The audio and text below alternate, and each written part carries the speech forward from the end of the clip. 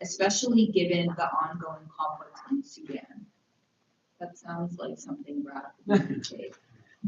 That is not something that I've looked at closely, so I'm happy to admit, not happy, I'm unhappy to admit that I can't add a lot of detail on that.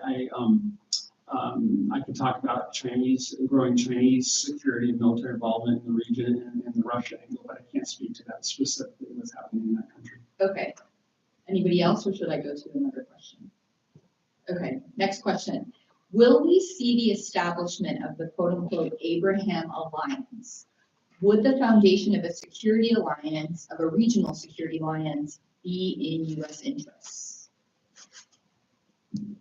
I definitely have thoughts on that one.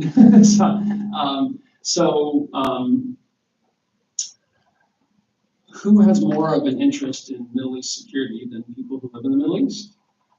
And the United States, just like America, should be primarily responsible for security here in the United States. It's kind of a basic concept, right? So the more we can get those who live in the Middle East to carry the burden for their own security and regional stability, that is a good thing.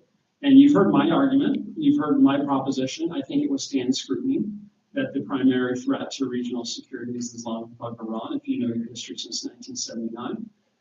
And like a bully on the playground, they want to keep all the other kids divided. So I think it's absolutely in America's interest to have regional security in the Middle East, to not have wars, to address humanitarian suffering. But that's going to be darn hard with the current rulers in the Islamic Republic of Iran. That's going to be darn hard / impossible.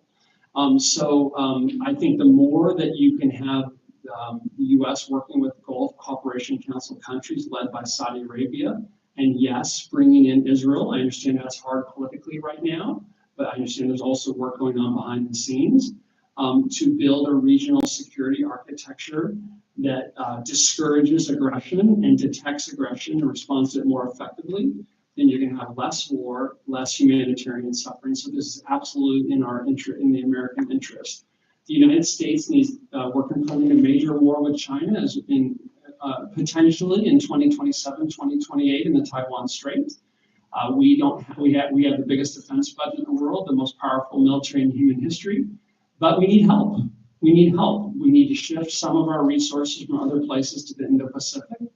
But if we shift too much out of the Middle East, little problems will become big problems. See 2011 U.S. military withdrawal from Iraq, which was against the advice of military commanders that ignored conditions on the ground.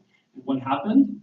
That's right, we had to return in 2014 at a higher cost after the establishment of the ISIS caliphate.